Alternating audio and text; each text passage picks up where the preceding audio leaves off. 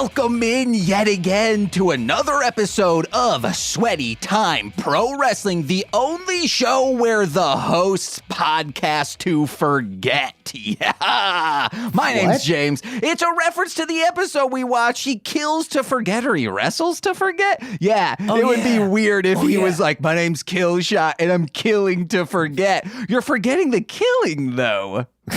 Oh my gosh, this episode had so much. I'm so excited to dig into it. I'm James. I'm Sean, by the way. Yeah, and I'm James. Hey, what's up? Is it different? It's a slightly different episode this week, though, isn't it? It is, because we're recording the latest we've ever recorded, and that's the only thing different. That is, hold on, let me turn my eyes slightly to the right. There's someone different on my screen. Someone new. Hey, what's up, man? Sean, introduce our guest. Ladies and gentlemen, I thought you were going to do this, is a professional wrestling referee, wonderful human being, Justin Borden is with us guesting on this podcast. Hello. Hell yeah, Justin. Thank you so much for coming on. Justin has been refereeing for a minute now all over this scene, including Lucha Underground. I really thought this was going to be James, and I'm a little flustered because you're such a cool dude, and we love your show and your work so much. And we can't like you and also be impressed by you. It's too much for our pea brains. But thank you again so much for being here today. Yes, of course. Thank you. Of course. Thank you for having me. We got to get down to brass tacks with the most important question that we could ever ask you. Justin, have you seen the film Vampiro Night Warrior? God, this can't be the episode. This isn't allowed to be the episode. I refuse. But also, Justin, have you seen the film Vampiro Night Warrior? No, I've seen the Vampiro documentary. I've not seen Vampiro Night Warrior. Ooh, we saw the doc as well. It's a beautiful film that I think is how I tricked James into watching wrestling with me on some level. Okay. In my headcanon, that's how I tricked James into watching wrestling, is we watched this beautiful film of Vampiro seducing mannequins. And then James is like, I gotta watch wrestling. 1995. 95? Oh, this is when he was the heartthrob Vampiro. Yeah. Oh, he's a hunk. Long dreadlocks and he was a pretty man. There was no doubt about it. No way around it. So he was a heartthrob for sure. They were trying to do like a Santo push to him to get him into films, but he looked like he was just not wanting to be there the entire time. Hell yes. Probably. We talked a little bit before, but I am curious kind of like, I guess how you discovered wrestling, because we mentioned before that you found a passion for it, but I don't know if we got to when you first knew you like had a passion for this. Actually, I was a fan when I was younger. I watched World Class with my grandfather. World Class was on ESPN. So I would be by the big swamp cooler and just like watching World Class. There was some AWA, then, the WWF. I actually grew up at a time where there was actually a lot of good wrestling you'll watch on regular TV. Saturday was the day for wrestling. You get up, there was WWE came on Channel 11, Channel 9. Then you have once a month Saturday Night's Main Event on Channel 4. There was a show that actually was ahead of its time. We talked about the independents. It was Gordon Soley and I think Joe Petticelli. And they would talk about like Continental Wrestling, AWA Mid-South, AWA Southern, Mid-South. And it would talk about, it was an hour of wrestling that just talked about, like I said, that highlighted the independents. It would talk about the major as well, but it highlighted the independents that, that you never heard of back then. That's amazing. And Gordon Sully to do that. Like that's the voice. That's so much gravitas. Like Gordon Sully presenting the indies to you. Yeah. Oof. And then also there was on 56 that you would have Glow, the original Glow that would come out. Whoa. Yes. Then World Class would come on, and then they have some NWA, and then if you're lucky, you have TPS. So Saturdays were like a wrestling day. It was a big wrestling day just in general. But and that was you and your grandfather. It started with my grandfather, World Class, and then later on, just my brothers were big. We're big Road Warrior fans. We had our whole room decorated with PWI posters. Hell yes. And just wall to wall, and we would wrestle our friends. We all be we would call ourselves the Legion of Borden because our last name is Borden. That's so cute. That's adorable. That's amazing. So we had actually titles. So we had a Muscle Man title for the Muscle Men, the original character Muscle Men. Yeah. And so we'd all wrestle. Sometimes we'd wrestle when we have sleepovers. And my mom always wondered why the dining room chairs would be all jacked up. So what would happen is we pull the mattresses out And then we used the dining room chairs as the four corners. Ooh, and that's we wrestled. smart. Our friend's mom was so upset because his bed frame kept cracking because we weren't smart enough to take the mattresses off of the bed frame. So I like that. I like that you guys are planning. Like it's like architecturizing. That's not a word, but you know what I mean. But like making it work, yeah. But we unfortunately didn't know about it being the choreographed stuff. So one time my brother knocked me out, breaking a broom over my head. Ooh, yep. Then one time we started a fire and got a burnt part in the kitchen because he threw fire at me. You could like You guys are doing fireballs. How old were you doing fireball spots? I was like maybe 9 and he was 13. Wow. So it was a 4-year difference. So yeah. So that makes sense. I remember when I was 13, we met the kid who, to get attention, would take a can of like hairspray and spray down his crotch and then light his penis on fire. Nice. That was like 13, 14 for us. Yeah. James, how you doing? I was just an angry child, so I would just physically assault my brother. There wasn't any wrestling behind it. No psychology? Brother. No. I was an older kid. I was the oldest kind of in our friend group.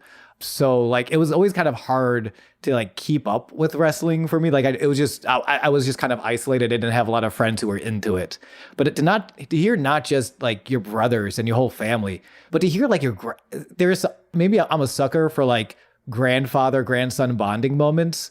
But to hear that was part of your journey makes me so happy. Yeah, my grandfather was a big boxing fan, so we also liked boxing. But back then, he showed me old magazines where in the boxing magazines, they would have the wrestling in it as well. So wrestling a lot of times be tied in with the boxing, so he enjoyed it. So like he knew who Gorgeous George was, he knew about that, with it. And so it was cool. Like, I mean, he preferred boxing, but he would watch wrestling with us and he enjoyed it, watching it. So yeah. And then I got into wrestling by mistake, was never planning to become a referee. Just happened to come across a flyer to a backyard promotion in my city, which happened to be Candice LeRae or Candice Gargano's backyard. Mm-hmm. And small story short, like I said, I know the family. So I was going there to support because my stepfather was the teacher for all three of her and her two siblings. My brother played baseball with her younger brother who also wrestled. And in the backyard, they had a gimmick where they all had a regular gimmick. They all had a mask gimmick, so they've always been like double take. That's economic. That's smart. Yeah. So everyone's trained. Yeah. So Candace and her brothers, exception of Cole because he was a bigger, they were jumping beans. So Candace and her cousins who also wrestled had a character, and they had the jumping bean character as well. So so I met a lot of people through there. And they just asked you to they just needed a referee, and they're like, "Hey, we know you. You're a person we trust. Can you count to 3?" I came in because they didn't have a ref one day. The regular ref was gone for a while. They asked me if I could ref. They gave me a ref shirt. My first time I ref, I actually wore a beanie, and I think I had sweats, untucked shirt. I didn't know what I was doing. I wasn't planning on doing it. It was a one-off thing. And then hell yeah. You were there. That's the most important part. Truly for true. Talking about counting to 3, does anyone count down? Go 3, 2, 1, you out of here. No.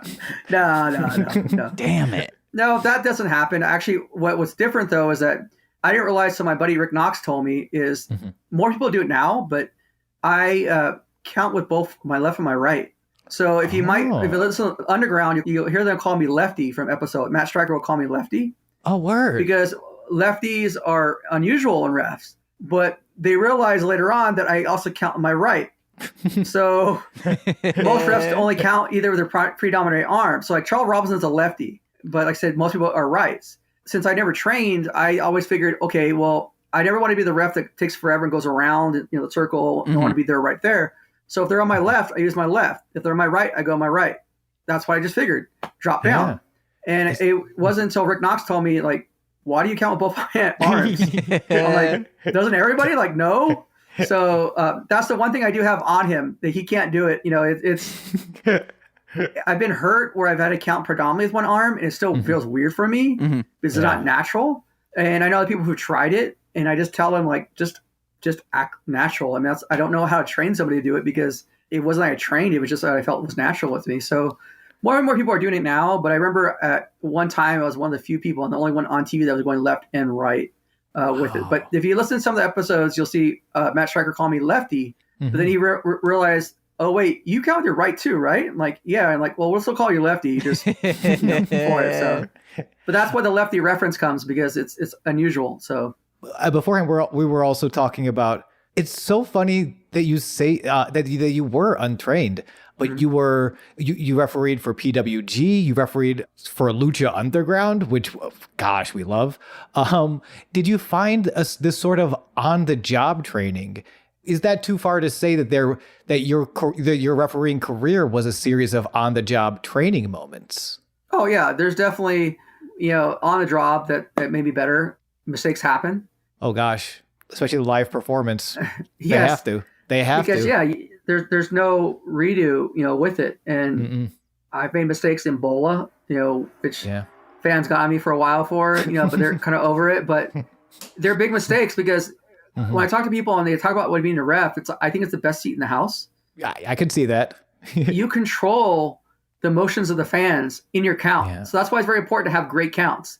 If you have crappy counts, you can take away from it. So like if you're inconsistent with your counts and everything else, or you're not dramatic enough with your counts, it can take away from the match, especially when you have that near fall or it's going home. There's times where I've count and I'm like, oh, the fans gonna be pissed about this, because I know what's gonna happen, with it. Or you're praying because it happens. People get knocked out, people get woozy, and you're like, are they gonna kick out? And there's times they don't, with it, and you just have to go with it. So there's a lot of pressure and a lot of things, especially when you're doing TV, when it's like, okay, you have to learn how to isolate yourself away from the fans, from everything, because if you're in the earpiece, you got the producers in your ear, you got the story writers in your ear, you got the camera people, and sometimes you can be up to 7 people outside, you got photographers, and you got the fans, and you got sometimes got to relay information back to the fan, to the people within the ring, especially if someone gets hurt. There's a lot to do, and it's a lot of patience. So. And you got to communicate. So you got to learn how to also throw your voice too, because there's times where you're counting and you're up there and you're talking as you're counting. Like you're throwing out a count, verbally calling the number, and you're mumbling down and you're relaying information down. Yeah. So there's a lot to do. And that's something you have to learn through experience. Patting your head, rubbing your belly, extra style. It's funny when you get a wrestler who refs like a special ref, they have more appreciation for it because they realize, and I have appreciation for what they do. It's crazy what they do. What they put their bodies through and then put their minds through and everything else. Oh gosh. But then they have appreciation for us because they think it's very simple. And they realize, oh no, wait, it's very different dynamic, with it. Yeah. When I was taught, the only thing I was ever taught was actually before my first time reffing was, if they are straight away, you're diagonal. If they're diagonal, you're straight away. Just so you don't run in their way. And that was the only thing I was taught, and I went with it. So that's pretty much it. Everything else we'll learn on the road. When I was in college for theater, not earning a real degree, as opposed to your 21 on the wall. Yes. One's for theater, though, Sean. But I remember learning when putting together stage pictures how important it was to have lines not be parallel because it looks interesting. Like if you have a diagonal line, you want a straight line. You just don't want. And it's I'm like in my head being like, yes, aesthetically it looks better, but like really it's like. No, it's to get out of each other's way, like the most fundamental and functional method that just sort of also has this very aesthetic nature to it. Like it's the same rule, but for 2 very different reasons, but it's still the same rule. I find that very interesting. You learn, like I said, the thing is you learn to zone thing out, with it. I got a show in San Jose, which I'm going back this weekend to do, and for New Japan, and I remember I got hurt the night before. And I remember I was going to the ring, and I had, in Japan, typical style they do 3 matches in a row. So you go back to back to back. And I could barely walk. And I remember TJ Perkins was behind me, and he was like calling me Quasimodo because the way I was walking down the stairs. Oh. And I remember I was like, okay. And I just had to turn it on. And I walked to the ring, and everything kind of zoned out. I zoned out all the all the fans, everything, and just concentrated on the match. Zoned out the pain. Went through it all, came back, and as soon as I walked back, past the curtain, the pain came back, with it. So all you gotta learn about zoning it out and building off an adrenaline rush. So that's awesome though. Sean, we've been thinking about, or you've said, hey, James, I'd love to see you run your own promotion just because of like, what would he do with it? So yeah, because I'm afraid of your brain. So I want to see what you make. So here's some things that I'd like the refs to do. Okay. Donkey Kong style, count with both hands, like you're slapping the ground with both. Of course, 3, 2, 1, we're counting backwards. And I think, like for ring outs, counting backwards seems more appropriate because then it's like, hey, you're really out of here. You're going to stay out of the ring. I'm counting down from, it's kind of like what parents do with children. So that's 1. No lines. The refs will be in kind of like a hamster wheel ball. So then, they're always not parallel or perpendicular, whatever. And then finally... Wait, what? It's a choose-your-own-adventure for the crowd. Hey, I'm about to say this 3. We ask the crowd, what do you want the outcome to be? Okay. You want the refs to be killed? Is that what you want the refs to be? No, they're in that hamster ball, so they're going to be fine. Oh, okay. Eventually they have to leave, and the fans will stay afterwards. So, yeah, fans will wait. Yeah, I don't got a lot of places to be. As a fan who has waited, I can only apologize, which I do profusely. Anyway, this joke sucks. I'm sorry. But mine was okay. Yours was great. Oh, thank The hamster you. ball was my favorite part. All right. And the fact that you might get that's part's bad, where you might get referees murdered. They're not. James, maybe your joke was bad too. They'll be fine. No one's gonna murder a ref. If anything, it's the crowd's fault because they're the ones who chose the adventure. They only have themselves to blame. I want you to come out at the end of every show and just blame the audience. If you don't like it, it's your own fault. Well, what I hear is James is volunteering to be the ref for that. That's what I'm hearing too. That's so funny because I'm also hearing that now that you mention it. Yeah. I'm willing to do congratulations. anything. That's true. You will actually do anything. Yeah. Hell yeah. I'm like you have a very Jackass. short wrestling career. Oh, man. Hey, go out on top. Yeah, there you go. Oh my gosh. I feel like we've been talking for about like 20 minutes now, and I want to ask you so many more things, Justin. I got some questions. You got some questions? Yeah. Dude, Okay. hit them. All right. Are they about Vampiro Night Hunter? No. There's zero more Vampiro. Okay, great. I guess the first question we should be asking everyone who comes on to give homage to the first show Sean and I did was, you a juggalo? Oh yeah, are you a juggalo? No, but there's a but. Funny story. Okay. Is I started a Twitch stream about a couple of months ago, and through that I play a handheld game called Merge Dragons. And oddly enough, there was a person who wanted to become as a juggalo that added me onto their Discord. Hell yes. So they had this Toys for Tot thing, and it's all juggalos, and they asked if I wanted to do it. Yeah. So it was a numerous day thing, Toys for Tots. The goal was to raise $10,000, and I was like the only non-juggalo that was part of it. But it was but I know juggalos. I've met juggalos. I know juggalos. Like there's some wrestlers, like Willie Mack's a juggalo. Willie Mack's a juggalo? Whoa! If you look closely, he has a juggalo tattoo on one of his arms. No way! I have gone on record multiple times that just anytime the Mac's on screen when we're watching this, I'm so much happier than I was a moment before. Awesome dude. But yeah, no, he's a black juggalo. So yeah. Hell yeah. Whoop whoop, baby. I got part of this stream for them, and it was amazing. Like, I think I was the only person not getting high, like during the whole thing. Sure. Which is fine. To each their own, and I have, nothing against it at all. But they were very creative, very like passionate for the children. It was all about the kids. It was great. And we wound up raising over $13,000. And so I'm definitely going to do it. I'm definitely going to do it again next year. I'll gladly do it. So like, I will defend juggalos that when it comes to the kids, they're all about it. It was all about the kids, with it. So hell yeah. Much love to the juggalos. Much love. We started that podcast. James grew up with juggalo music, and I did not. But I've always felt like anytime we had interactions on our Discord, or I would have to do like research in a Reddit page, it's always been super positive. I've never felt, when you have a community that you don't feel bad for asking a dumb question, I feel that every time I had a question, like I would have to go online, like that I never felt dumb for asking a silly question. Maybe I'm just lucky, or maybe the Juggalo community is just that benevolent. Who's to say? The Reddit's good, but go to fagolovers.net, go to that forum. Those people suck. James has famously been against this very specific forum, which I hate them. They suck. All those people, 2 thumbs down. But I'm surprised their goal wasn't 17,000. A joke for juggalos and juggalos alone. That's it.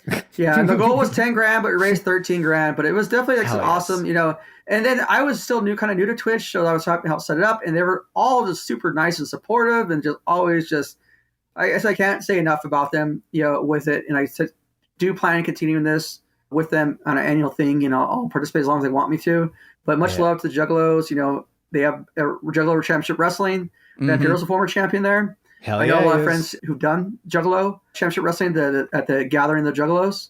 Yeah. So I know that people have gone out and done those, and had a blast. So, I know, they're obviously involved wrestling. They use their money to get involved wrestling. So, and they're still involved. Yeah. Dude, Shaggy was just tagging with Bussy for Insane Clown Bussy. Wait, I'm pretty sure that was a Violent J, wasn't it? The Duke. I think you're right. Yeah, because he's doing GCW stuff right now. That makes sense. If I recall correctly. They were doing some stuff with NWA shortly ago too as well. Yeah. I got another question. People always want dirt on wrestlers and whatnot. We don't. We want some sugar, some sweetness. Who is the sweetest of all sweeties from Lucha Underground? It's a good question. Sweethearts of all sweethearts. Well, one of them I have to go with Chavo Guerrero. Oh, yeah. He is definitely a sweetheart. This is less a wrestling podcast, more a Chavo appreciation podcast. Yeah. So, a great dude, great family man, great this person. He's one of those ones that, he looks out for people even past the promotion. He's got me hooked up with opportunities for TV and continues to look for stuff for me for TV. He doesn't have to, but has. He's doing great things. Got nominated for, I think, a Screen Actors Guild or something for the stunt work for the Iron Claw. Hell yeah. But he's very, very involved, but he doesn't forget about his people and always try and look for opportunities. So Chavo is a great person. We were also talking about Chavo before, and you were talking about the opportunities. And he reminds me of a quote I think I've shared before. We had to get a stage combat teacher for my senior year, like last minute. So he comes into this class. There's a bunch of people who knew the last teacher who's now on hiatus. Guy has to come in, and the first thing he says is like, I don't know you and you don't know me. But I'll tell you this right now. I love all of you because you love the thing I love. And I want to share it, that being theater in this case, but I want to share that with you. And he really was someone who came in very cold to all of us, but ingratiated himself and was so in our corner that entire year. And hearing you describe Chavo, I get very similar vibes of if you love this thing I love and you bring love to it, you want to raise people up, you want to create community, then I will create community with you. And that fills my heart. I'm sorry, I just had to jump in. Yeah. No, I think he's a person that also knows his uncles were involved in stunt work. I think Mondo was one. So there's a history there, but also I think he also understands there's stuff past wrestling. Your body can only take so much. And so there's opportunities past wrestling that you can use. So he's very about giving back those opportunities and showing there's other opportunities to do, for stuff, could do it. And so I think, fortunately, you get people who live the high life and don't invest, and then they don't live the high life anymore. And some unfortunately succumb to their demons because they have addiction, or they're used to having that high life and don't have it anymore. And it leads to depression, or a combination of both. And so I think he's just very giving back, to then there's stuff afterwards, and trying to help others, with it. So he's like a great guy. He's a positive dude. Jeff Cobb, Matanza was another awesome dude. So he's one of my buddies with it. Yeah. So I remember I worked all the darks with him because season 1, all he did is work darks. So he wasn't at all any matches because they were working the character. And they were working, trying to establish the character, and then when they debut it, would be kind of fine-tuned. Was he Matanza in those dark matches in season 1? Or was he wrestling it under Jeff Cobb? It was mainly Jeff Cobb, but as like kind of Matanza like style type thing. Okay, so they didn't want to really release it too much on him. So it was mainly him on kind of Matanza style in general. So, but I always cracked up. It's like, oh, you had time for me when I was working all the darks, and then all of a sudden you become champion, and I don't have any of your matches anymore. But but we had a lot of good matches, at PWG together, and we were some New Japan. great guy. Always awesome to see him. Hell yeah. With it. I heard that leading up to the scene, he method acted to get prepared to eat that guy's head. And how did he do that? Did you hear, James? He just he found a bunch of heads and just started eating them. Oh, okay. That makes... Justin, confirm? I won't confirm, but I do confirm that he did do something that he shouldn't have done. He almost killed himself. So, oh no. Yeah, like he legit almost killed himself. It was either season 2 or season 3. He was punching through a window. Oh. And they were like, well, if you're going to punch through the window, we need to replace the window with a different glass. Like sugar glass or something. Yeah. Mm-hmm. And he's like, no, I'm not going to do it. And he did it. And he sliced himself. It got very, very close. Wow. So, yeah. Thank fucking God. I hate to say I discovered Jeff Cobb's work a little bit later. And I was like, I should have... I'm so glad that he made it through. Jeff Cobb. Oh, yeah. To find out he's a sweetie on top of being phenomenal. Yeah. He's a big teddy bear. They have like a image in Japan, like him, like a big panda bear. And that's probably really like he is. He's just a big, sweet, powerful man. Yeah. But just awesome dude. Always just low key. I'll hit him up every once in a while because he's mainly in Japan now. Yeah. But just awesome, cool dude. And then one other guy, he wasn't there only first season and last season, but he was our buddy, Hernandez. Oh, Hernandez. Yeah. Love Hernandez. So first season, it was me, Rick Knox, and Hernandez sat in the same corner. It was our little corner that we had in this dressing room. And so we actually had our own group. We called it VBA crew. It stands for Vinny's Broken Arm Crew. So Vinny Massaro got his arm broken by Pentagon. And he was talking to Hernandez about like what to do, about the match and stuff. And he was kind of messing with it. And so Hernandez, they worked together in Northern California or something. And Hernandez told him, like, just do your job. Like, you're going to do it there. You get beat up, broken arm, put their table, whatever. Just do it. And so it was funny because Vinny came to ask him. He's like, he's going to ask me like how the match went. And he's like, well, I'm going to tell him you got your arm broken and got put through a table within like 5 minutes. And like, what else can you say? So he was hoping that me and Rick Knox were going to like save him from the argument. And we're going to sit there. I was sitting there laughing, and Knox was just sitting there kind of laughing too. So he was like, you dickheads, blah, blah, blah, blah, blah, blah. But moving forward, we formed Vinny Broken Arm Crew. So that we were VBA. So like he saved on my phone as VBA. And so at the end of season 1, we made sure all took a picture with Vinny together, and Vinny didn't know why, but we wanted to take a picture together. And Vinny's another sweetheart. He's a nice guy, like with it. But the Vinny Broken Arm Crew. That's me, Hernandez, and Rick Knox. So. Hell yeah. Hell yes. I don't think we got to it. I'm curious though, how you got into Lucha Underground specifically. Oh yeah. It tells you about just being good to people, like nice to people, and you never know what opportunity comes. Wrestling is a brotherhood. Like you say, it's a sisterhood too, but it's a family thing. Yeah. And a lot of times word of mouth, it's recommendations. So Marty Elias is working for WWE. He got fired, unfortunately. And Marty kind of rubbed people wrong when he was WWE, and when he got fired, people were a dick to him. And they were like happy that he got fired. I think this guy lost his livelihood, everything else. And I remember running into him at a show, and he just wanted to ref. Like he wanted to ref, but he had no shirts. All the shirts he had WWE shirts.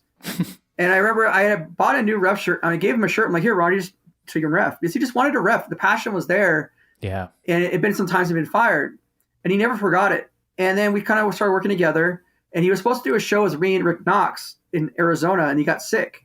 But he contacted both of us right afterwards, and he said, hey, we guys work this. Well, he separately, but the same kind of text. Like, I have a show coming up. We guys want to work it. And without no doubt, didn't ask what the pay was, didn't ask where it was, what it was about. We just said, sure, it's for Marty. It's probably something cool, but it's for Marty. Maybe he's opened his own promotion or whatever. Of course, didn't ask and everything. So nothing happened, for maybe a couple weeks. So he came back to me and texted me and Knox, and he was like, oh yeah, by the way, this is the start date and this is the pay is. I was like, what? This is the pay? I'm like, okay, like definitely not what I'm supposed to. Yeah, you thought you were going to like Candace's next backyard. It's like, yeah. Wherever there's a show, yeah, sure. Hey, I still loyal to her brother, and I always said I would always go back to the backyard if they run again, because that's my original place. So hell yes, love to see that loyalty. Love that loyalty. So it was called UWC, so UWC for life. So UWC for life.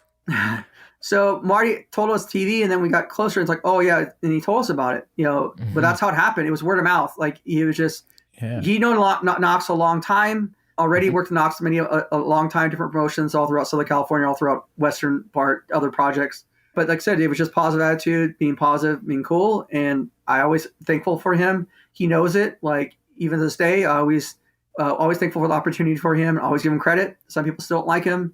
That's between them and him. I have a cool relationship with him. I talk to him on a regular basis. He checks in on me. I check in on him. He just started getting into wrestling again, so he has a lot of mind. But it was Marty Elias. Like I said, it was just a word of mouth. He was asked, and he was the first person hired, ref-wise, and one of the first people hired overall. And they asked recommendations, and he gave the recommendations, and there you go. Hell yeah.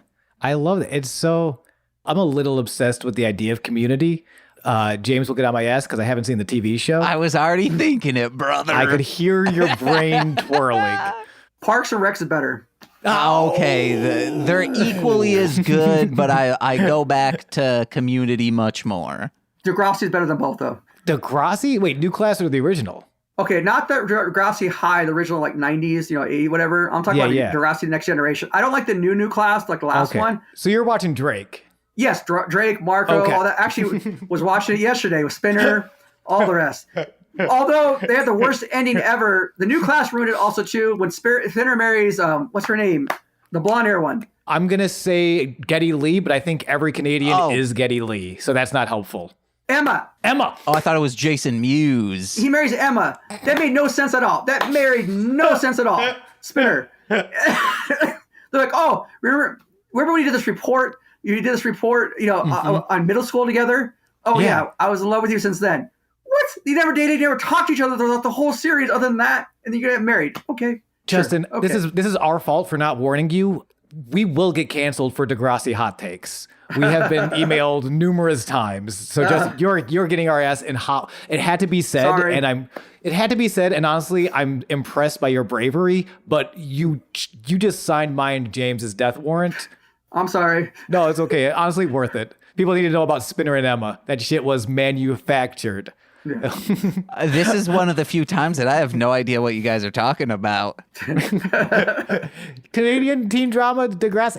All the reasons to say, I think when we build things through community, through the people we know, beautiful things, I think, can come more from a strong community than individual stars kind of thrown together.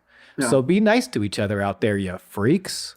I think that's what made Lucha Underground successful as it was, because the backstage, it was such a family community atmosphere. Like I said, now it wasn't the wrestlers, it was the producers, it was the agents, it was like, remember, people forget MVP was an agent for a year. I did not know that. He got let go because he actually, on accident, let stuff know that happened, but it wasn't on purpose. Mm-hmm. He just accidentally leaked some stuff. Leaked something out, with it. But he was there as an agent. He was a good one too. A lot of people liked him too. Yeah, he's still working. He's still doing great. Oh, what's her name? Tara? I'm trying to think of her WWE name. Victoria, yes. She had done some stuff back there. Love Victoria. Yeah. So, but it was a friendly, atmosphere. Some people were short term, some were long term. But like I said, the people, the PAs, the production, the camera people, everybody. Cutman Carlos, who was the medic guy there. Yeah. Everyone it was all about the success show, all about a team effort, all about a family effort. We all keep in contact with each other still. A lot of us, a big hub of us, like the Lucha Brothers have their store out in Pasadena being moved to LA, and a lot of people will show up to that, from that were involved in the show just to show support. Every once in a while someone will hit up and say, oh, they asked about you, or I'll hit up and say, oh, they asked about you. It's a family. Before we recorded, we were talking about the agents, and I was just so excited to hear that the agents were asking for everyone's input, including the referees, for how to it just sounded so harmonious the way you would put together segments and matches of, does this work for everyone? Is this showcasing everyone in their best light? As a angsty teen wrestling fan, how often I would complain once I kind of realized the scripted nature of things, they're making the referees look bad. They're destroying their world building. I was a theater nerd as a teen. But truly, it does as a teen. Listen now. But it does. If you undermine your referee, you undermine the rules of the world you're building, and it makes it harder to connect. And so to hear the agents take the referee's voice into credit. It's things that you don't see watching the show, but to hear you mention and confirm, it's like, oh, that's why that works so well. That's why everyone looks so good. That's why the show feels as polished as it does, and it's so easy to connect to. It's why this show, I watched some WWE as a teenager, like in 2010, like 29 to 2011. But this show has ruined other wrestling for me. I'm like, there will never be a more perfect show for me because it's one, fantastic wrestling that is quick and fast paced. It's not like 5 minutes to walk out to the ring, then a 15-minute match, and then like some meandering afterwards. It's like, hey, we're immediately in the ring and it's going to be a 7-minute match or shorter. And then the vignettes, the behind the stage stuff is so well produced, and it's just becoming more and more Tekken, which we love, where it's like, they're all gods, or they're all here to worship these gods. Love it. The show rocks. Or they're just Hernandez who didn't believe in dragons until one hit him in the face with nunchucks. So yeah, the vignettes were awesome. And a lot of people stole that. You didn't see that in wrestling until after Lucha Underground. You saw them trying to imitate it. Yeah, I think TNA tried real hard in some ways too to like replicate some of those like very specific lighting. Even WWE, when they had the Wyatts versus like the New Day and that whole like swamp thing going on, and it was. So the creators of Lucha Underground were also one of the main guys was TJ, and he was writer for WWE too. He was a big He-Man fan, so a lot of his ideas came from He-Man. And like Castle Grayskull and the characters, and just from that. So a lot of the inspirations was He-Man. So he was a big He-Man fan. Holy shit! Again, just things you say that like would never have put that together, but hearing that everything's just clicking into place. Yeah, the characters are larger than life. They're so defined. Like you really can, like it's so easy to connect because people are so well defined. I remember watching the He-Man, if you've seen the Toys That Raised Us docuseries.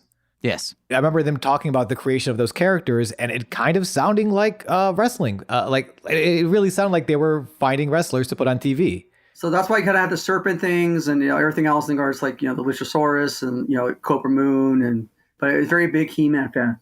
It reminds me, I think it gets credited to Ben Schwartz, who's a comedian. He was the voice of Sonic the Hedgehog right now.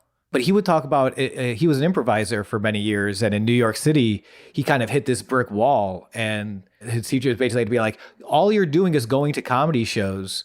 You can't draw inspiration for your comedy just from comedy shows. And I think that's kind of really any art. But like when you see like people like wrestlers pulling stuff in that's not just wrestling, it feels so, I think it's where you get the newest ideas and you get those interesting fusions of like, oh, this relates to this. This has always been wrestling, even though it's never, He-Man has always been wrestling, even if there's never been a very blatant blinking He-Man is wrestling sign.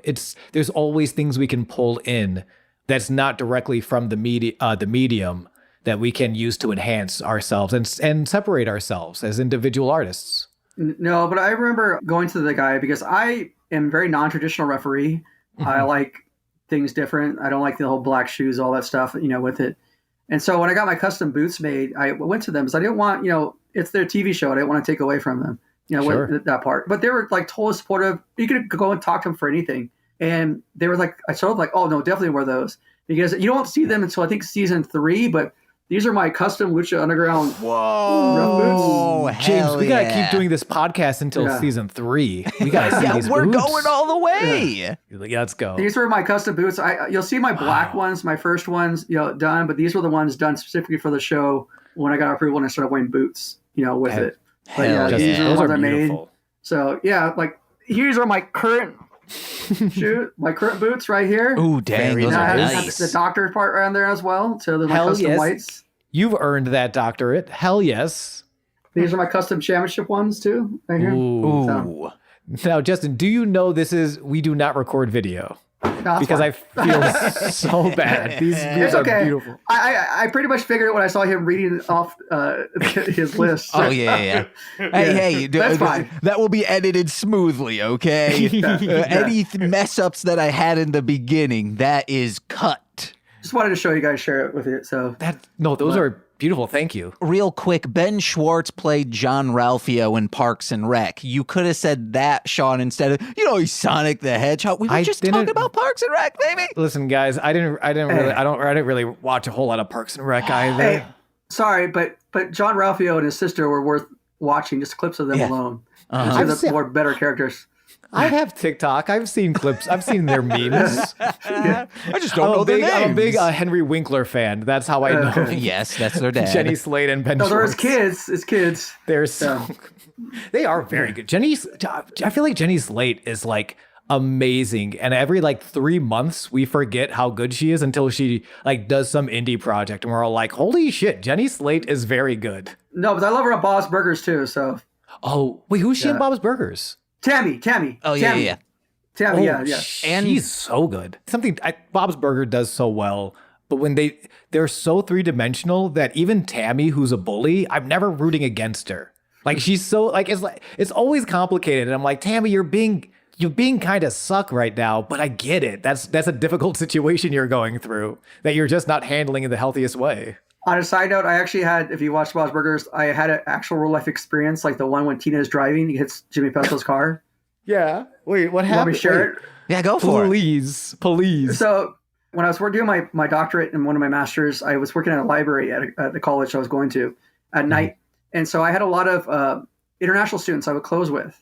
And I taught them stuff like how to drive at night. So the library closed at 1 a.m. So I would have them drive because the parking lot was pretty much empty and felt safe with them. So I would have them drive to like their apartments on campus, and the other one drive from one car to the other one. So I taught a lot of them how to drive within the parking. So on Saturday mornings before we opened, I would also teach them to drive, and there's a big empty lot. There's a school now. They built an engineering school there, but there was a big empty lot behind the library. So I'd meet with one, and they're from Rwanda. So there's the one Rwandan student. And I remember I was teaching her how to drive, and there literally was like just 2 cars in the whole parking lot. And she's literally going towards one of them. I'm like, turn the wheel, like turn the wheel. And so it got to the point where she was going to hit this car, but she got like panic mode. And so I had to turn it, pull it, like it's part and park and pull the parking brake and like, get out. Like you got to get out. You got to go. When I saw Bob's Burgers, it was like me living that whole moment. I was like screaming like, come on, like how can you like this whole thing and there's like one thing there. But I lived that with a Rwandan student. Luckily, I didn't hit the person because I at least had the nerve their energy to pull it right away. Yeah. But it was literally the same thing. It was like one way, other way, but like still, I'm like no, like go to the left. Then you should go back to the right. No, like go left. Like no, like stay straight. No, don't go left. Like it was just like, oh, when I see that thing, it makes me cringe, but also makes me laugh as I relived it in real life. It's my friend had like group of friends from outstate when he lived in Virginia, and they came, and there was one that they were like, hey, he needs to sit like way in the back because it could come back. He used to do this thing where we would be driving and then he'd just like pop his head in between the driver's seat and the passenger seat and scream, e-brake, and would just yank up on the e-brake. Oh, wow. Oh, no. Yeah. That could tear up something. Yeah, including your insides. If the car, oh my gosh, I know. This is what I used to think I loved pranks. I thought they'd be so goofy and silly. And then I met people who loved things like the e-brake prank. And I'm like, I don't like pranks anymore. Actually, no. I want to live. Sean, we got to start talking about this episode of Lucha Underground. Yeah. Oh, right. We do that too. Today we're discussing season 2, episode 11 of Lucha Underground, entitled Bird of War? Bird of War is the name of the episode. We are coming 2 weeks after the Aztec Warfare, the second annual Aztec Warfare. Oh. We got a new champ. His name is Matanza. Dario is back in. Oh, it's a mess. Pentagon Jr. faced the wrath of Matanza last week. This week, the champion going into Aztec Warfare, Fénix, gets his shot back. But before we get into that, we gotta take a trip to the bathroom because everybody poops and takes their pills in the mirror. That's right. Vampiro is in the mirror with himself with a bottle of prescription. When Dario comes in, he greets Ian. Ooh, sorry, I mean Vampiro. You're Vampiro, right? The master of Pentagon. basically is Dario's here to warn Vampiro against revenge. It's not worth it. My brother is here. He's eaten a man's head. We've all seen it. Honestly, Pentagon is lucky to still be breathing. It's this weird, one of the things I think Dario is so good at, compared to like other wrestling authority figures we've seen on television, is all the subtleties. Like he's slowly gaslighting Vampiro throughout this entire conversation. It's not, you better not. He's not just warning him against revenge. It's this like, you really don't want revenge, do you? Like it's the way he inceptions ideas into your head. It's diabolical. Luis Fernandez Gil is too good for he's such a good actor that it surpasses that. Oh, this is a man acting when you just think he is this man, but no, he's just an actor. He's been in Jack and Jill. If you might add that he had no idea about wrestling. Oh, damn. Whoa. Yeah, he was pretty much new to it, and he kind of learned on the fly, and he really took the effort to learn. But he really had no background in wrestling at all, and it was a learning experience for him. But he really, really dedicated himself to and did very well. That's phenomenal. He's so good. In some ways, that serves the character for me, where he is. I mean, in season 1, we talked about how he made that mask versus mask match on the fly. And they put over on commentary how it kind of flies in the face of tradition. But it works so well. Like, no, Dario is an outsider. Like he's not here for altruistic or cult, or like he's not here to embrace the culture. He's here to take from the culture, to gather souls or whatever necromantic powers he's really trying to do. So to watch him learn in real time, it's amazing that he's not, but it serves the character in so many other ways, I think. God, I love him. What's funny, his background was he wasn't even an actor originally. It was actually ex-girlfriend that got him into acting. Shut the fuck up. I think his background was in finance or like Wall Street or something. Like, Jesus. Yeah, it was business of some sort. It was an ex-girlfriend that kind of suggested to him to get into acting. And I think he was living in New York at the time, or he was sharing with us. But yeah, it was, it was something that wasn't even originally planned. Hey, this podcast doesn't do it enough, but shouts out and thank you to all the ex-girlfriends out there. You dodged a bullet, babies. Sorry, James, I cut you off to make that awesome joke, which was very good. He seems, do you know any of his acting background? Because I always think like he's a groundling. Because he seems like he comes from a comedy background, because like I see the stuff he does. And it's such it's strong character work, which like the groundlings were known for. Yeah, still known for. We got to bug him with emails until he answers us. Yeah. And then like dick pics when he stops answering us. No. Oh, okay. My deedle's only for Nicole's eyes. Detective's office. Captain Vasquez goes over the report with Officer Reyes, who we now know to be Cortez Castro, and Joey Ryan. She wants them to get closer. Like, he just came back? How? Why? Answers the reporter's questions. So Joey's got a plan. He thinks he made a good impression with Dario, and he got himself into the trios tournament, teaming with Cortez and his partner, who doesn't know he's a cop yet, Mr. Cisco. Ooh. Real excited for Mr. Cisco this episode, by the way. We'll get into it when we get into it. We cut to the desk. The main event, they confirm the main event will be Fénix versus Matanza. And we go into the first match of the evening, Ivelisse versus Cobra Moon. Well, real quick, they say, like, you couldn't pay me to be in Fénix's shoes right now. He's about to go up against Matanza. He's going to be eviscerated. So, Sean, I wanted to... Yes. We were planning on doing this, just the two of us, and then Sean had to cancel our last recording. So, I have some dumb notes. So... Okay.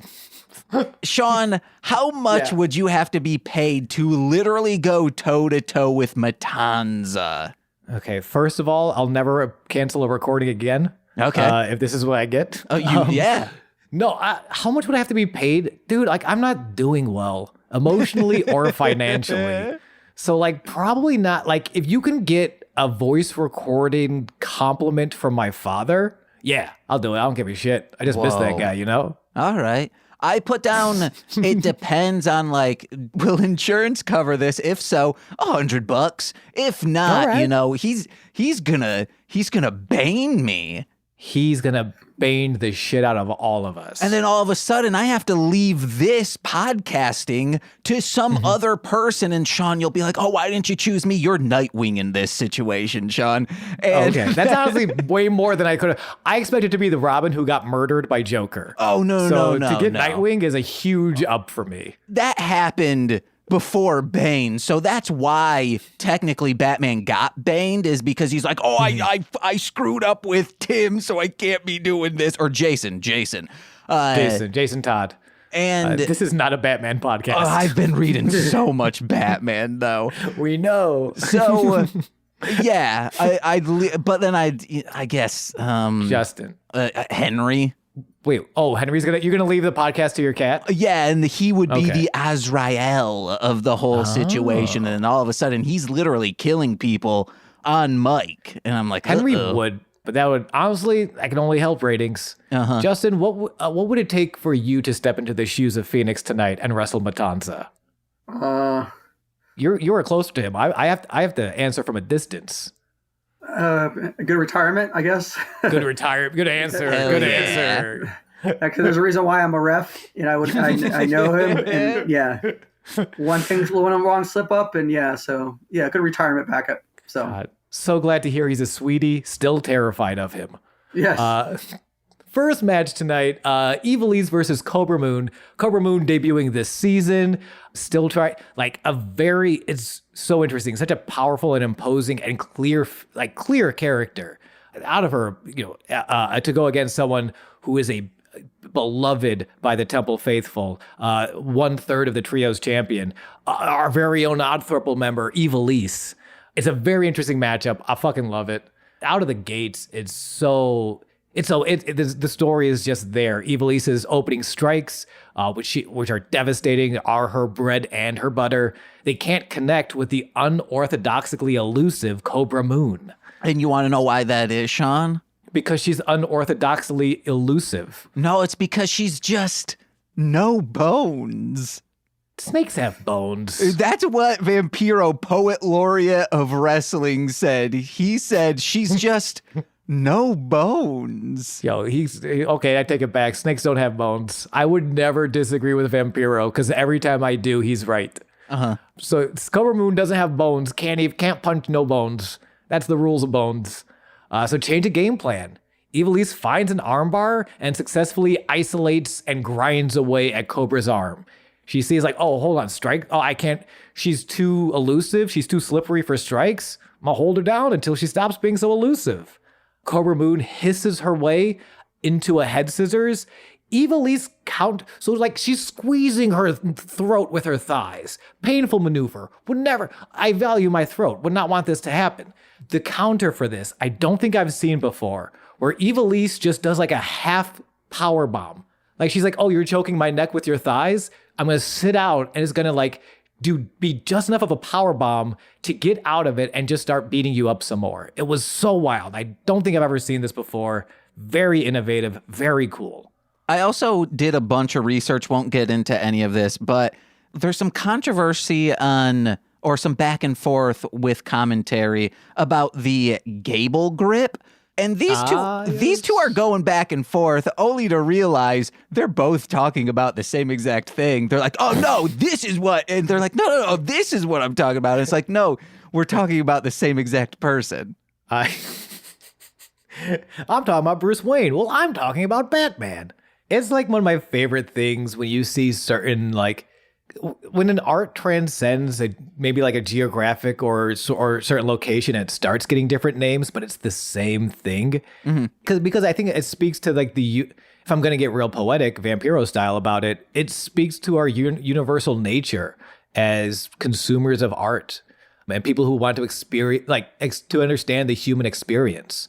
We might have different names for it, Gable grip, S grip, whatever it be, but the fact that we both understand that it needs a name, it's important enough to have a title, and we both understand that. It's why math and music are both so sexy. Wherever you're from, if you have an appreciation for math or you have an appreciation for music, you can speak to another person, regardless of language, regardless of culture, in that language. And it's so profound. I'm going to have to disagree with you on that. Okay. Two things that I think are just naturally sexual are, like number wizardry and, like tune magic. Like Roger Rabbit tune magic? No, Tune. Oh, tune. Okay. See what I did there? James, I would like to blow your mind. Did you know that those two things that you said that I definitely remember are the same thing as what I said that I definitely remember? Wozers! Crazy. Real quick, Justin, we've had this question before. Is the commentary all like improvised on the fly, or in post are they like going in and saying stuff? No, they pretty much just done, they're they're not much post, so congrats, man. They especially it's like the first few episodes of season 1, they're finding their footing, but once they do, Stryker and Vampiro are just like two best friends, and I love it. Well, the thing is, and they did do a lot together. Like they, would leave together, whatever, all that stuff. So I mean, they did form a lot. But as I mentioned before, in regards to like, with the rehearsal part, they were there too as commentators. They were there taking notes as well. Okay, so, hell yeah. In that Vampiro doc, I think it's shot. We got a real good look about how like serious the bond they formed was. Mm-hmm. Like it was like you could tell like they put in work to like build a really like, and there is like genuine friendship and compassion there for each other, which only goes to serve their professional bond even further. It's very sweet.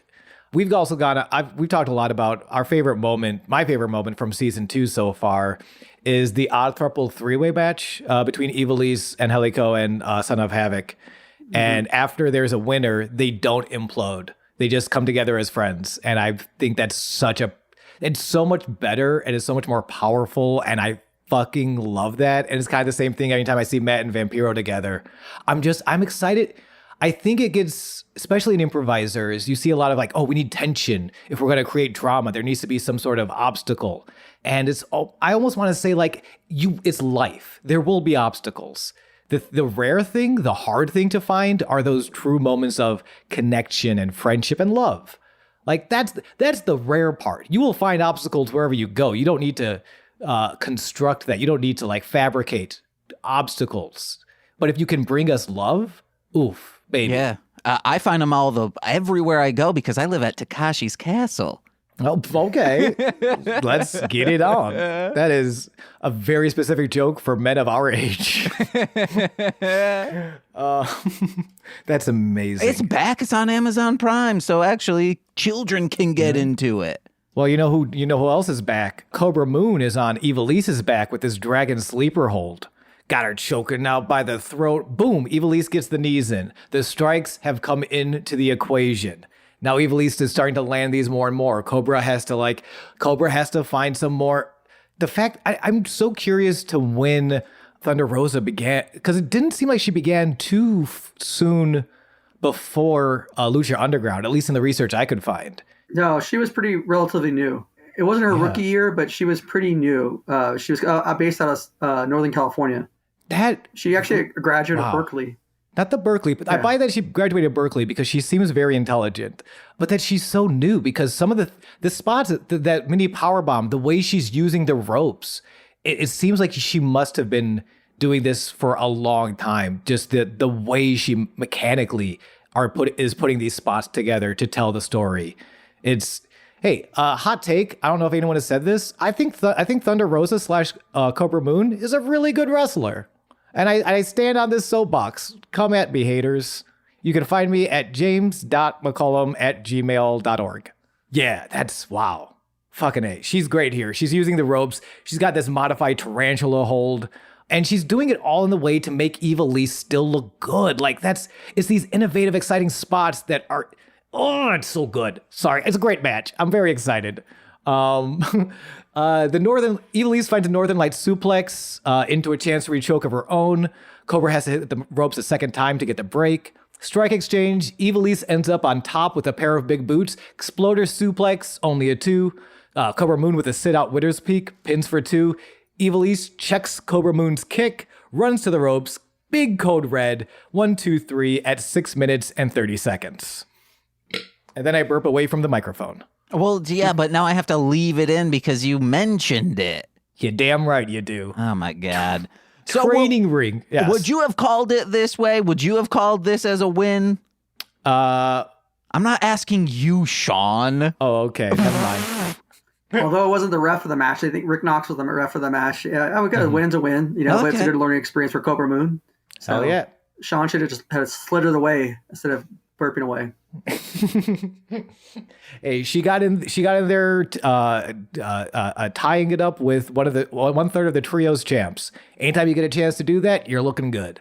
We go to a day shot in a training ring with Killshot. Hey, Killshot, who are you? Well, he lets us know he enlisted in the U.S. military at 18, went overseas to be Bradley Cooper in American Sniper. I did not see this movie. But as a sniper and as a hand-to-hand specialist, he joined an elite squad designed for the most dangerous of missions. However, the team was captured. He was held prisoner for 13 months before escaping, finding his way back home. But he doesn't know if the others, his brothers, made it out alive. And to the US government, none of them even existed. So in Lucha Underground, he is here to fight to forget and hopes that his brothers will one day find their way home too. And all of this is narrated over footage of Killshot auditioning for a The Proud Marines advertisement spot. You guys remember those ad spots? Yeah. Those were cool. Dude, they had the sword and shit. That was awesome.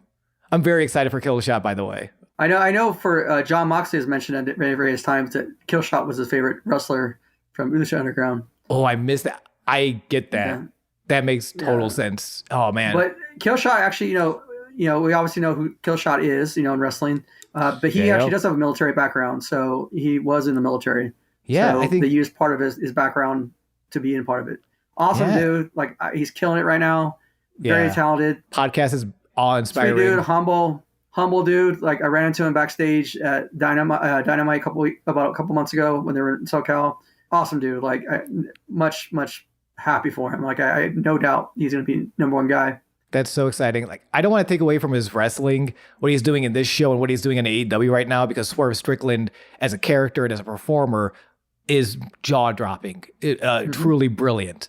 But also, when you go and listen to the Swerve City podcast, the way he talks to other artists and people, it's so... He clearly has such a understanding, not just for the art form of wrestling, but what it means to be an artist and be someone to portray these stories. It's so humble, I think, and it's nice to hear that that's not just him on podcast. Like that is actually him. Yeah, that's him. But he's always, even in Lucha Underground, he was looking to evolve. Like he was originally brought in with Willie Mack and Big Rick, and they didn't do anything with that. So like this season is him trying to evolve. As you see more of the season, he'll be involved. Until the end of his character. But it was him trying to think of new things and how to reinvent himself and do new stuff and approach and all that stuff. So yeah. He becomes one of these, and he is now one of these guys, like full picture. You can have him do anything. You can have him having a 5-star match. He could do it. He could do this small segment. He could do a huge promo. He could do a backstage promo.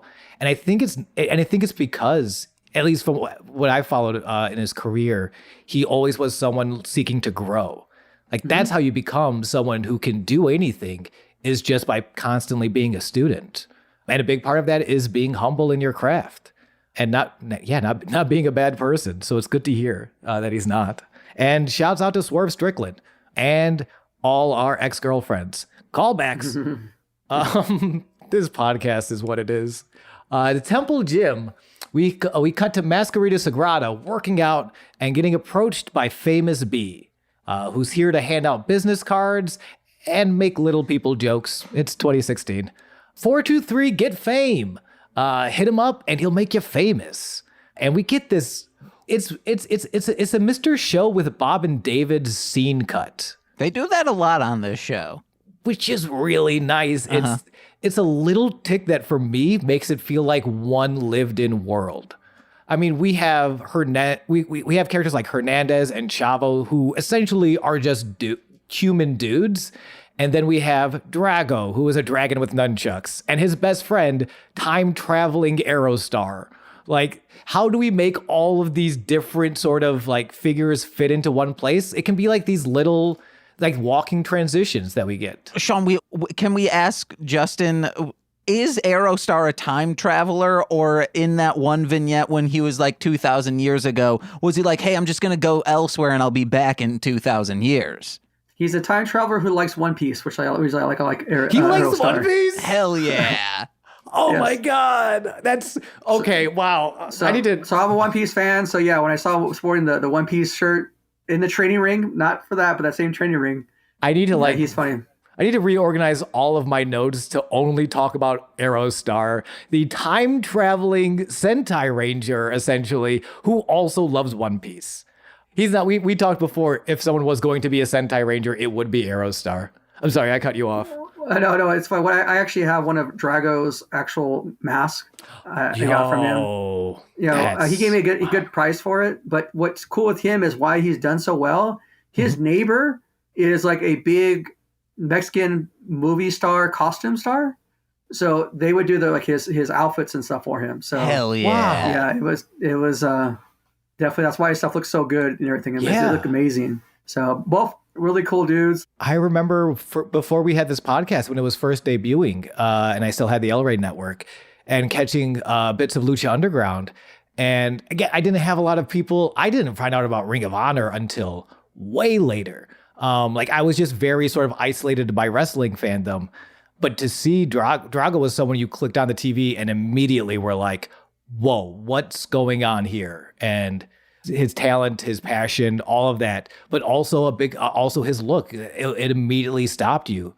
And then you saw what he would do, and you'd be like, oh, it's all those, damn it, Justin, all these little, like, as soon as you find out, you're like, of course. Of course. No, he definitely was. Him and Aerostar were definitely cool to work with. Nice. I was going to say something. So Famous B's first name was actually supposed to be Tony Chihuahua. No, that was his. That's so good. And he wasn't even the original Tony Chihuahua.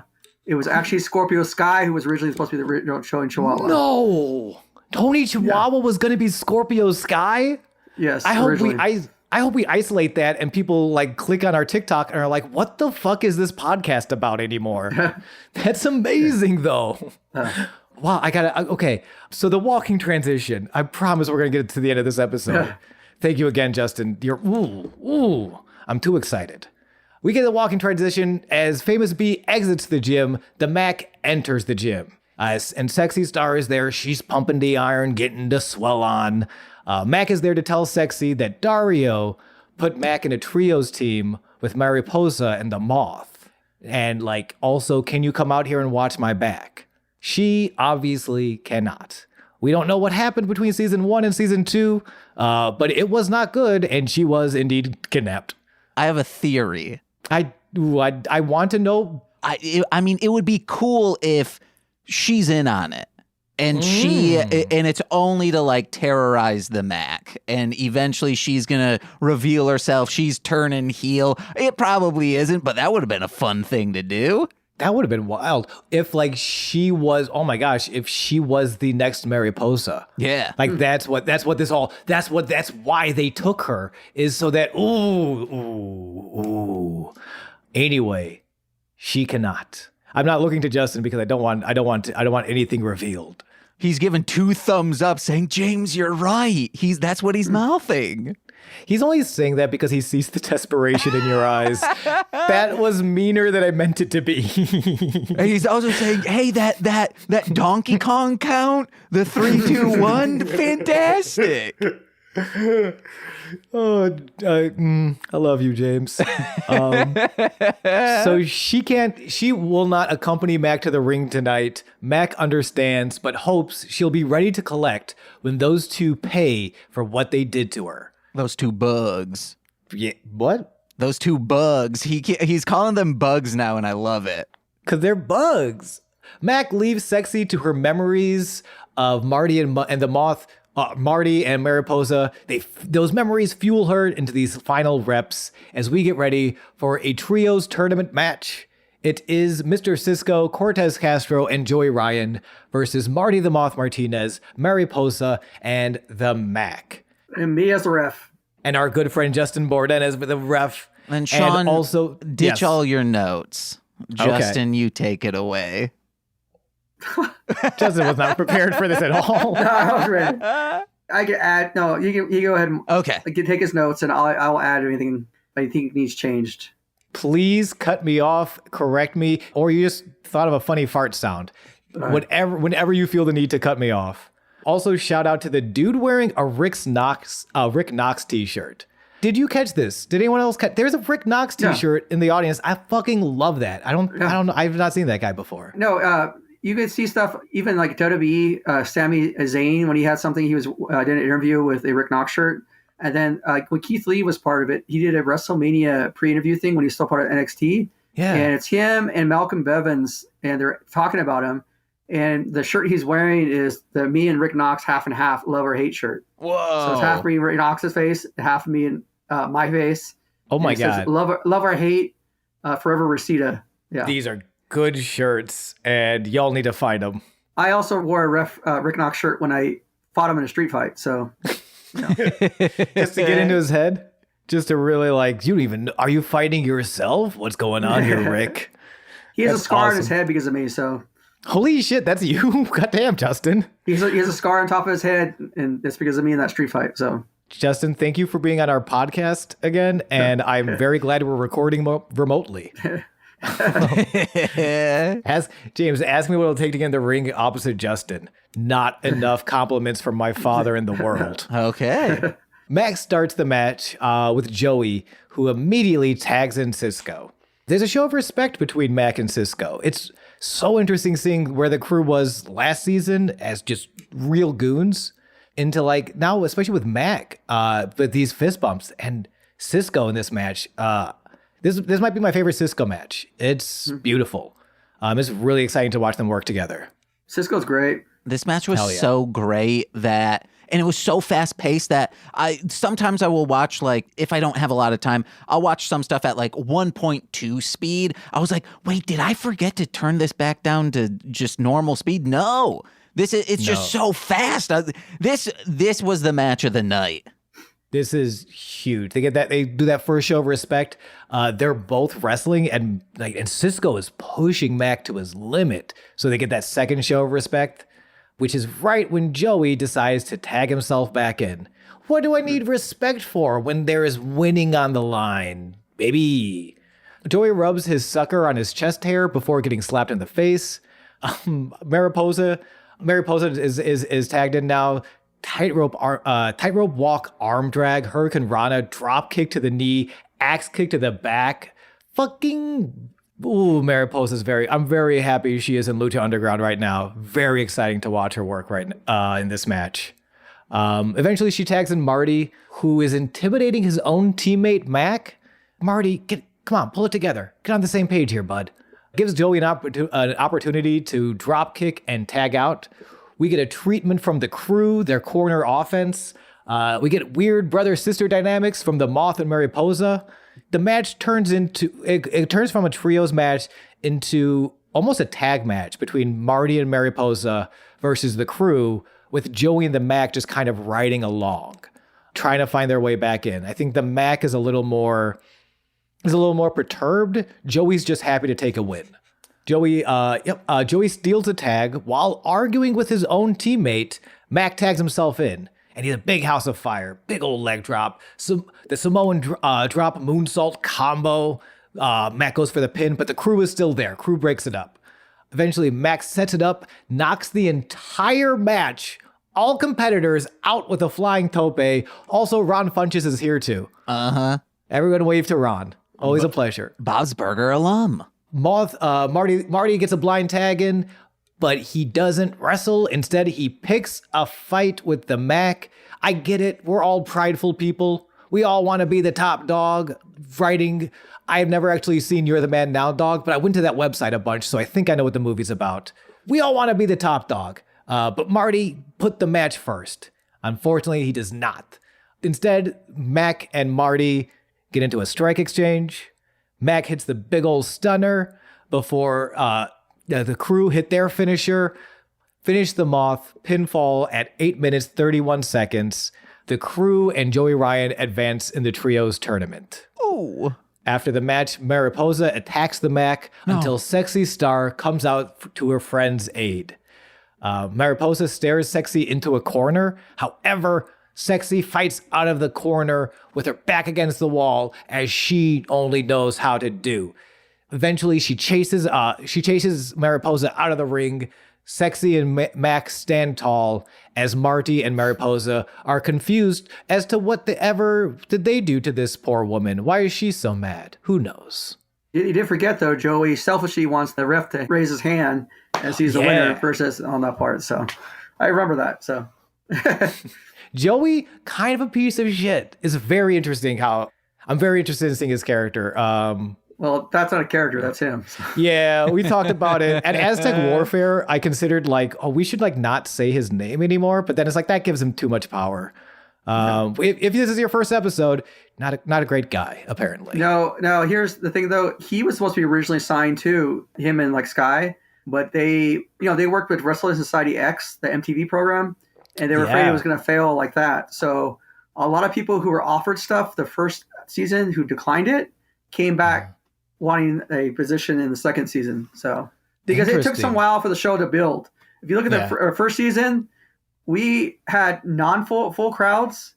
We actually had to pay people to sit in the crowd. We were wondering that. Actor extras. That's why you seen people who didn't really seem like wrestling fans. I know that the TV show WoW currently does that. So, but once it caught traction, couldn't get tickets. The hottest ticket in town. And it was free, so that was a hard thing.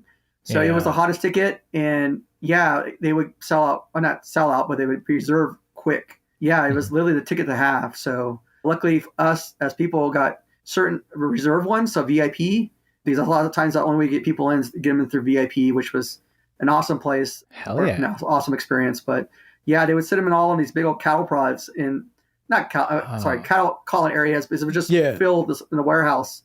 And they would sit there, and they have stuff and entertainment for them and stuff while they wit. But the dedication of the fans, the Temple people who were loyals, it really grew. Like I said, and it got crazy because it became the hottest ticket in town. Everyone wanted to be there.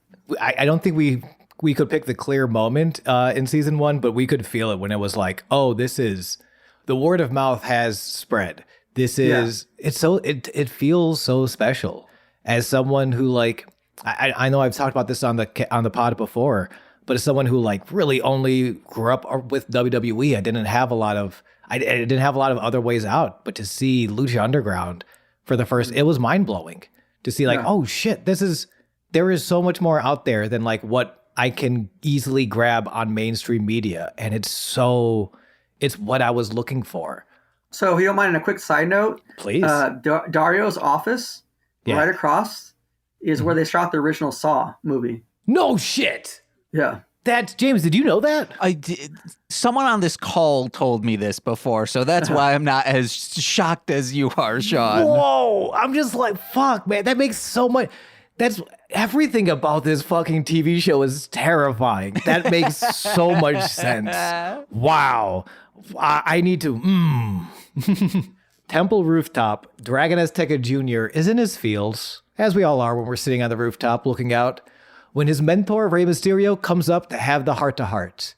The monster, Matanza, killed their teacher, and now Junior must kill him. That's fucking heavy. It's one of those hey, I love how Rey comes up, he's I'm not going to mince it with you. Shit's kind of fucked, man. I just don't know what to tell you.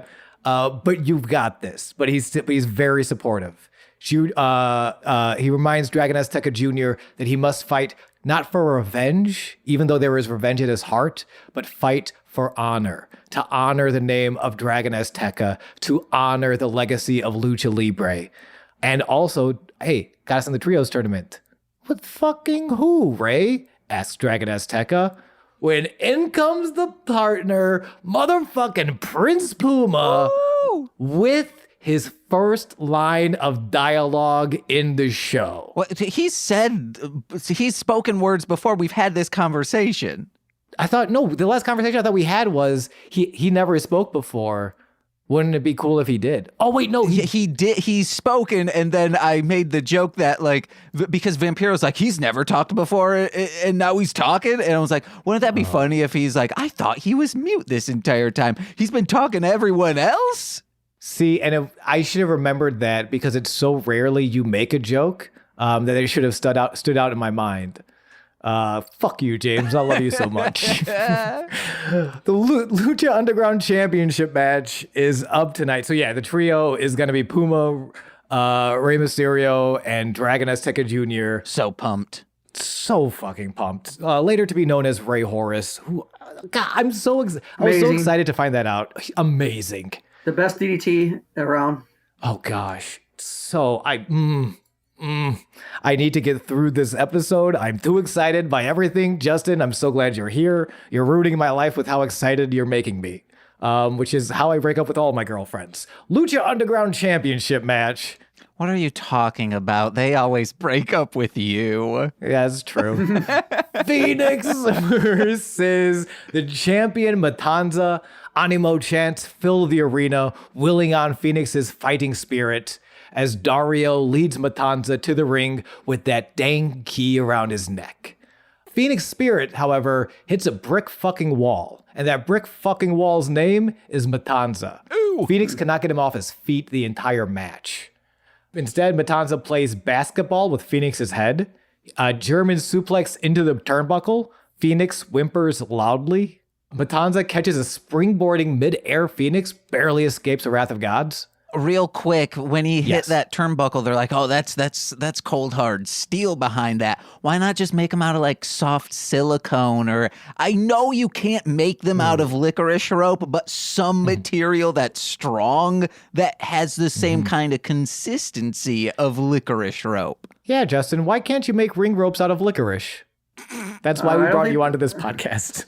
I think that'd be very dangerous. Okay, ropes are dangerous as it is, especially when they snap. So licorice, not so much. But it can hold it together, you know. It's not. I'm not saying licorice. It is licorice. Yeah. It's a material that feels like licorice, but you try as you might, you cannot break it. I was out here freelance wrestling Brian Keith versus Speedball Mike Bailey when there was the third rope, the bottom rope snapped like early, probably like if it was a play like towards the end of the first act. Like I don't remember the actual timing, but like terrifying and like a testament to like those guys for just like making that match still work, because that was scary and it wasn't even licorice. I had a freaky one with Matt Hardy and Lance Hoyt.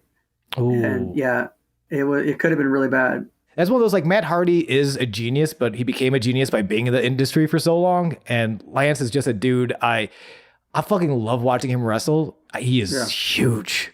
He is a big guy. Yeah. Big, athletic, strong guy. I'm so glad to shout out to them. Shouts out to ex-girlfriends. Matanza catches the springboarding Fénix midair, barely escapes the wrath of gods, but cannot escape the gut-wrench suplex. Fénix finds double springboard dropkick. Still can't take Matanza off his feet.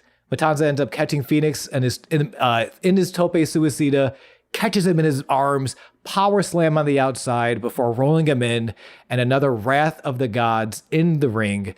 Matanza successfully defends his title in 4 minutes, 48 seconds. Not even 5 minutes. Matanza, after the match, Matanza's going to ground and pound the lifeless body of Fénix. It is, we have a new champion in the temple, and he is a dominant one. Matanza is pulling at the mask of Fénix until Katrina appears at the top of the ramp. Katrina, the former executive boss of the temple, the manager of the man Fénix took the title from. Don't even get me started on this love triangle. What's happening here? She demands Matanza stop, providing just enough distraction for Mill,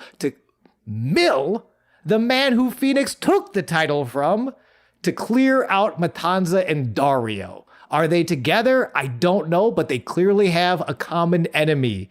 As Matanza looks back, is beginning to leave, Mill looks at the battered Fénix collapsing back on the ground before giving him the ring again. Mill exits as Fénix stares at Katrina once again. Oh, I'm excited for this. I say my I hope these people become a trios team. If we get a Mill, Fénix, and Pentagon, because they have this common enemy, they all want to be the champ so bad, and all of them should be the champ. Oh my God. If we get Mill, Fénix, and Katrina, I don't know what that would be. I just think that would be cool too. As a trios? Yeah, why not? Yeah, why not? She's got magic and a rock. I was going to say the rock. Yeah. And the Lick of Death. Oh, yeah. Yeah. That's so good. Season 1, they're like, oh, you're going to get laid out by Mill. Oh, but then the Katrina's going to lick you. I'm like, okay. I wonder if that was part of it. It's like, Mill's going to lay out a bunch of people. How do we make everyone okay with that? Hey, Katrina, how you doing? Can you lick a few guys? She's great, though. The depth of the character. I'm also excited. Yeah. I think it's the first time I've seen like a romance angle I'm really excited to see get revisited in wrestling, because it's not treated cheaply. It's treated like a storyline between people, and like how much. And now there's so much mystery involved right now of how much was Katrina using Fénix in season 1 versus how much like was she trying to escape the cycle of life and death that her. I think she might be a lich. Justin, do you know what a lich is? It's like a Dungeons and Dragons thing. Yeah. Yeah. I remember from also in Adventure Time, they had the Lynch from Adventure Time. Yes, exactly. I think Katrina is an Adventure Time style lich. And maybe with that brief romance in season 1, she was trying to escape the cycle. And now we're kind of revisiting that. But with added information, Fénix has been champion. Mill has been champion. It's not backtracking, it's revisiting. If you want, like I said, if you definitely want to get more into Katrina and other characters, you got to watch all the seasons. Yeah. There's stuff they do with the characters are amazing. You know, with Katrina, I got to work with her a little bit more with it, and you might be onto stuff and you might be off to stuff. It's just there's a lot of good stuff. You know, and I'm just unfortunate that stuff that was planned for season 5, that never happened. So I don't, you know, that you saw at the end of season 4 at the trailer of end of season 4. There were some other good things that were going to happen that fortunately just never happened. Dang. You know, new characters. We're going to have to bring you back to talk about some of that stuff. And also just to talk about you, because Justin, you are a delight. And I am. Thank you. Absolutely. Thank you. No, this has been such a pleasure. Thank you so much for coming on. Would you like to... I would James. also like to give a compliment. It doesn't, when people who aren't, podcasters come on, your mic quality is great. It's something that I record sometimes like 5 weekly podcasts, and sometimes the guests, their mics don't sound that great, but boy, oh boy. Sometimes the co-host mics don't sound that great. How you doing? My name is Sean. I've been doing this for like 2 years. These Sony headphones are the best. I like them a lot. I had one just went out end of last year, and I was like, kind of pricey, $300 some, but the built-in mic and they work out perfect. I like them. It just, they fit my ears right. They're not too big, not too small. They fit, just good. But I do have a pretty I was trying to think what I was going to tell you guys. Was it about the end of the match or during the match? I think it was something else, but the long term is they really get into, like I said, this season and next season. But like I said, they really go into Katrina's character. So they get really into characters, with it. And there's so much that goes, I think, evolves the characters. You talk about Strickland or Killshot. Yeah. You see the growth between this season and next season. Marty the Moth, who actually originally be Marty the Magician. Whoa. No. That was his originally gimmick. And his with Brenda, which is Famous Bee's sidekick, that was supposed to be his assistant, his magician assistant. Beautiful Brenda. Yeah. That was his assistant. But we had a dark match going, and it was him versus Santos Escobar, King Cuerno. King Cuerno, and he did the move, and Marty got legit knocked out. So holy shit, he did like his tope, and knocked him out. And I remember I threw up the X in that match, and Stryker was one that picked it up, like he's hurt, because of course it's the X, and so Marty was out for a while, and then it was trying to evolve, but his original character was Marty the Magician. Wow. So it was like this magical guy character type thing. But he went to Moth, and between this season and next season, he goes through one of the bigger evolutions that you can see as a character-wise. And, hell yeah. I talked to him about a month ago. And still one of the guys I enjoyed working with, and really you talk about characters evolving. He probably has one of the biggest evolutions of being a moth or anything, but evolution of all characters, through the series. And so it's definitely something worth, if you cut it off this season, you're not going to see it all. You'll see the tip of it. But third season, it gets, crazy. And it's just, we're doing James. Before this, James made me listen to every single Insane Clown Posse album or affiliated album. So I'm making James watch every episode of Lucha Underground. Hey, I'm watching every single episode of Lucha Underground. You're not forcing me to do this. I wasn't really forced into listening to Insane Clown Posse either. It's just a game we play. Justin, your mic quality is amazing. Your person quality is amazing. Do you have anything you'd like to plug where people can find you? I do have social media, but I'm not really on it much. But I'm on Instagram, which I'm never on, but whatever. Mm-hmm. And Twitter or X, I'm the main Ref123. I'm also the main Ref123 on Twitch. I haven't streamed much this year or anything this year. I don't know what I'll do. I have a couple other projects I'll be working on myself, personal projects I want to be working on. But like I said, I'm reffing New Japan this weekend in San Jose for their pay-per-view. Let's go. It should be fun. But if you ever need me back or want me back, just let me know at a time. We'll work something out. And we chat a little bit more. Yeah. Feel free. I'm famously not allowed to make decisions on this podcast because I always make bad ones. That being said, yes, Justin, yes, you are absolutely welcome back. We will figure something out. And also, speaking of Twitch, I'm also on Twitch. You can find me at Goose Von Kaiser, Goose Von Kaiser. You can watch me whimper like I'm being at Dark Souls 3, like I'm being German suplexed into the turnbuckles. The game is very hard, and it is not.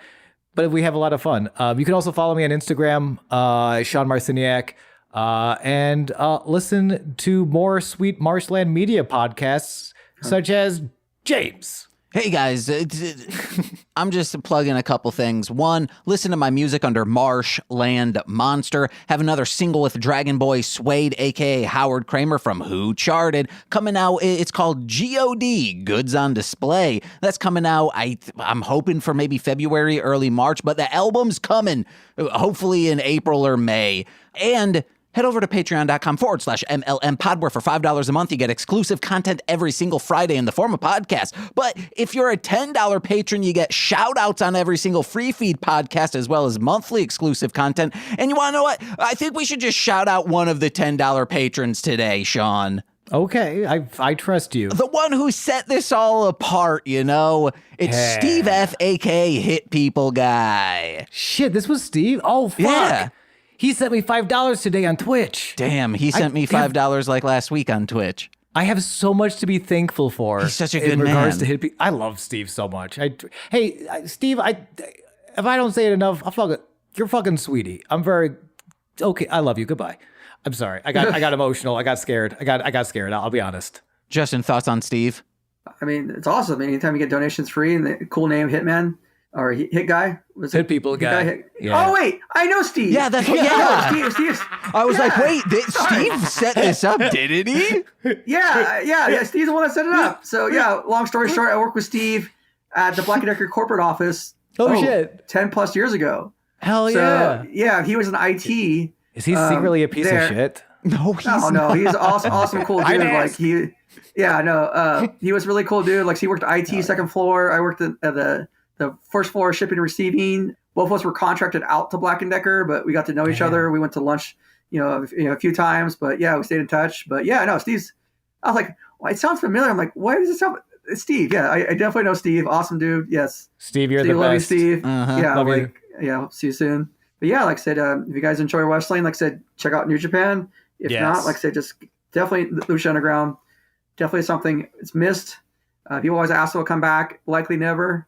But it has the memories and a lot of great memories, a lot of great people, and I have no regrets. So hell yeah. Justin, thank you for the great memories today. And we can't wait to make some more when you come on back. Sure. Hell yeah. Purple Prancer forever. Thank you all for listening. See you guys. Bye. Oh, yeah.